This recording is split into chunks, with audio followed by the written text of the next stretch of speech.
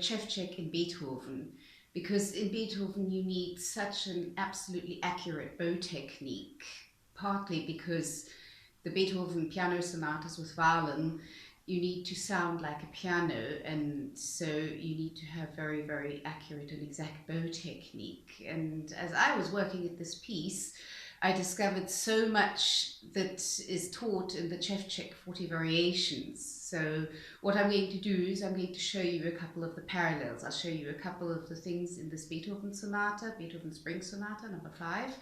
And I will show you the corresponding variation in Sevcik where that bow technique is worked on. So this is not a complete tutorial on the Beethoven Spring Sonata. It's actually just for fun so that one can see what one's working at in Sevcik and where you need it in a piece like the Beethoven Spring Sonata, because that can be quite motivated if you know what you're practicing the technique for. We have, as from bar 46, this theme.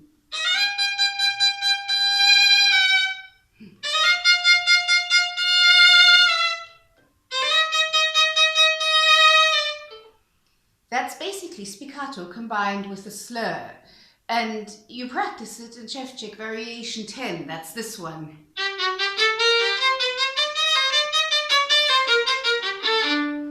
Basically in Sevcik's variation 10 you're supposed to do it even a bit faster than that. You're supposed to in the end be able to do... Fortunately you don't need it this fast here. Basically you need a slower one.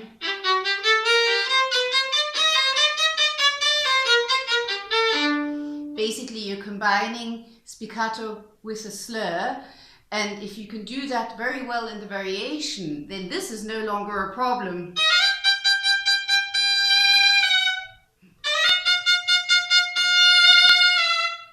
So every time that theme comes, what you can do is you can take a look at Sevcik variation 10, perfect your combination of slur and spiccato, and you'll find that a lot easier. As from bar 54, we have this.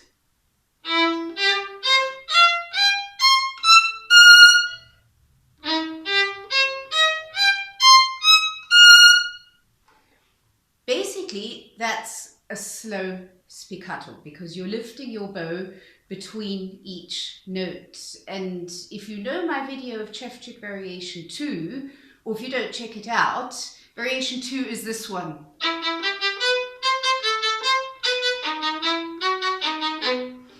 I build it up in a way that you also practice it very slowly with an exaggerated finger movement.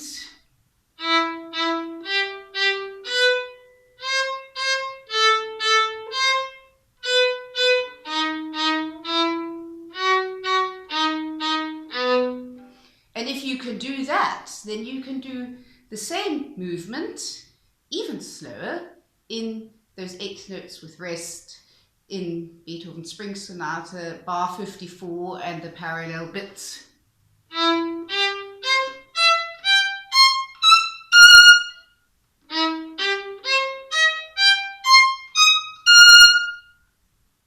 Now in bar 67, 68, we have something which is very typical for Beethoven. We have a bar which is marked rinforzando, which means the whole bar has to be played with extra intensity. And the next bar is a subito piano, which means the piano has to come immediately. You don't have a decrescendo leading to the piano, but you have a sudden piano. That's pretty difficult as far as bow technique is concerned. That's this bit.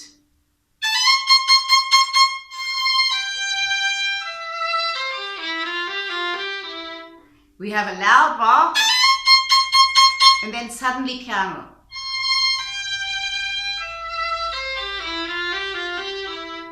That's easy if you have time in between, but if you don't, it's difficult. And where you can practice it is in Sevcik's variation number 11. Number 11 is this one.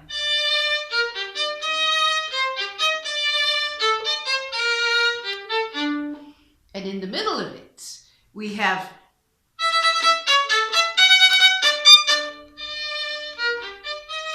the same thing. We have a crescendo leading to a forte, and then suddenly piano. So that's where you can practice that. It helps if you practice it taking a little bit of a break to reorganize yourself, because if you're playing forte, you're playing with a different energy in the bow than you are when you're playing piano. When you're playing piano, it's a different feeling. So both in the Sevcik, play forte all the way to there, give yourself plenty of time, reorganize yourself in your head, different character. And the same in the Beethoven. Change, switch character.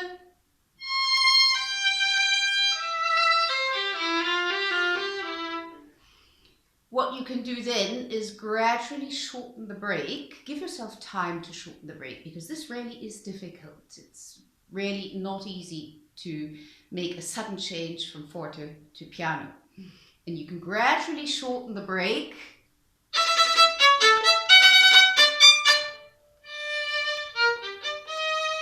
Or in the Beethoven,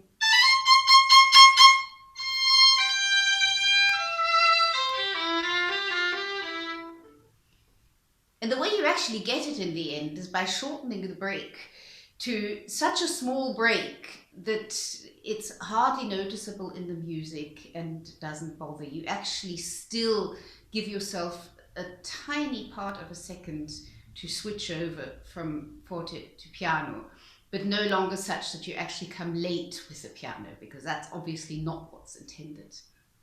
In the second movement, we have in bar 36 this motif.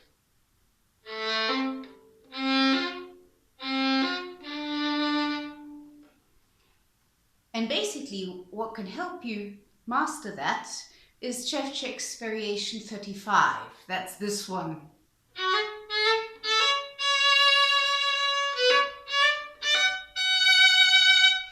Basically, you can practice it lifting your bow and staying in one place in the lower half.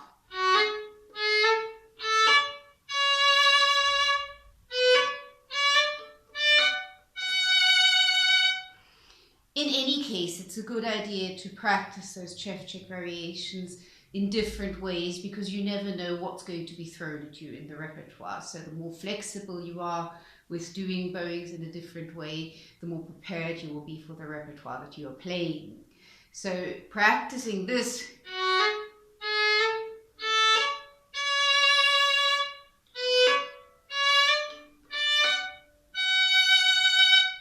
will help you be able to do this.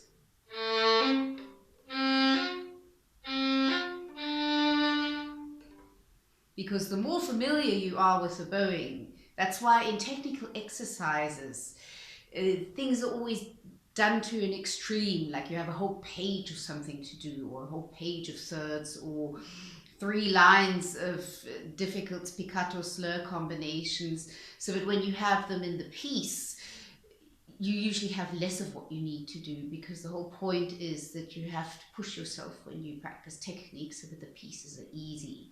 So that's why it's helpful to practice the Sevcik variations, to be able to then do such a small little motif as we have here.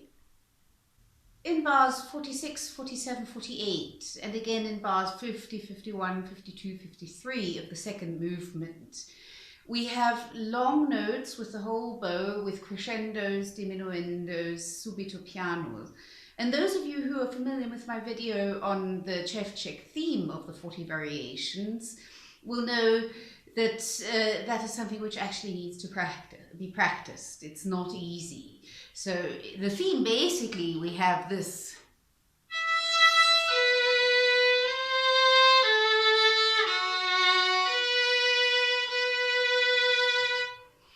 And in the theme, I show that you should do that with crescendos within one bow and diminuendos that you go.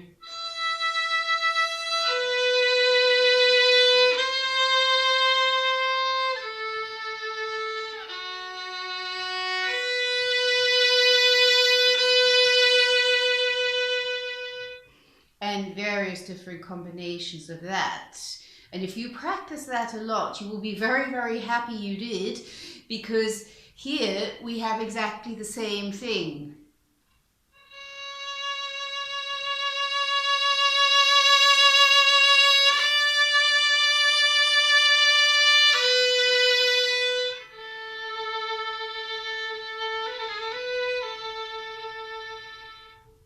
then again.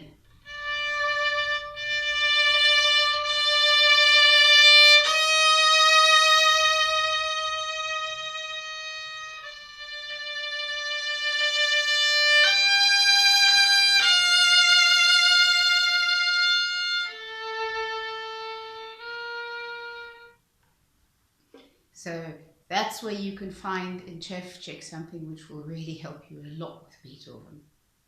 In the scherzo, the third movement, we have this theme. And to get the dotted rhythm correct and precise,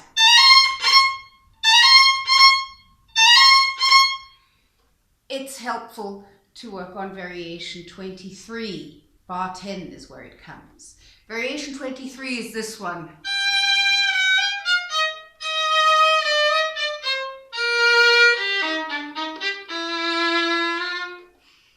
Bar 9 and 10 is this. And that's where you have the dotted rhythm. So you have in the upper half the dotted rhythm. And that's very, very similar. If you can do that, then you will also be able to do this.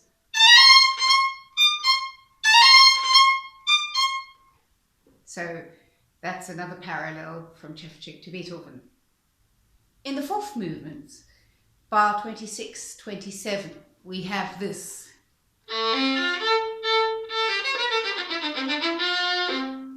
Basically, we have spiccato in triplets with a slur. And we have that in variation 22 as well. Variation 22 is this one.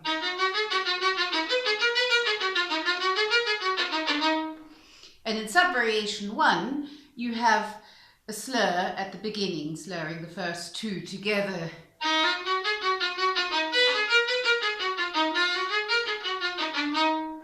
And that's exactly what you need here in Beethoven.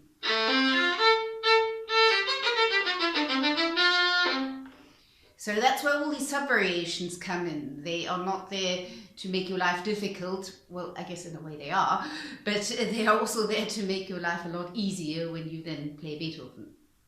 Bars 28 and 29, we have this.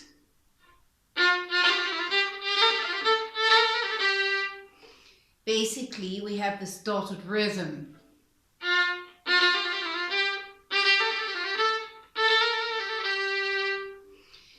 That's again variation 23, where we have the dotted rhythm.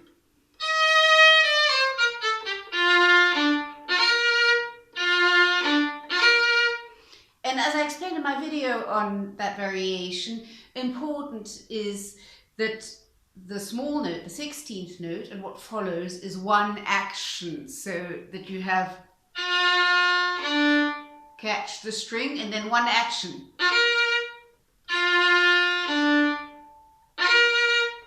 And you have the same thing here in Beethoven. Now one action, including the trill.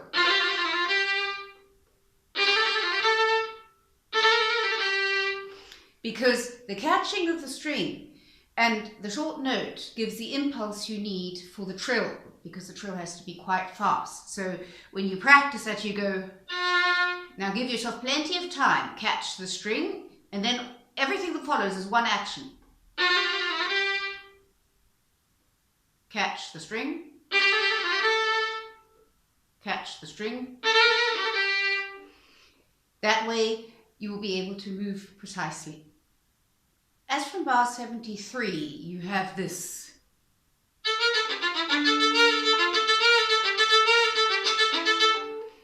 Basically, you have fast triplet spiccato and you have small slurs put in all over the place. It's a very difficult bit because you also have changes of strings. And that's where variations 34 and 38 come in with all their sub-variations, because you get all sorts of combinations of string crossings and spiccato with slurs and different bowings, starting with up bow, starting with down bow, anything and everything you can think of. If you can do all of those, then this bit actually winds up being a lot easier.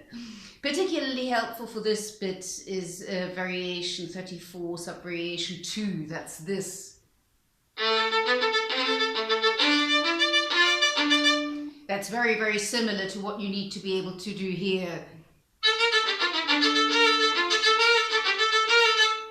So it's very, very much the same thing. So if you can practice variation 34 and 38 very intensively with all the sub variations, don't leave any of them out, you need them all, then that will be a huge help for this bit in the Beethoven. And right at the end, bar 239 and following, we have this. Basically, we have spiccato starting on an up bow. So if you've ever wondered why Sevcik puts so much importance onto that, particularly variation 2 is where you do that. That's this one, where you're alternately starting the spiccato with an up bow. This is one of the places where you need it.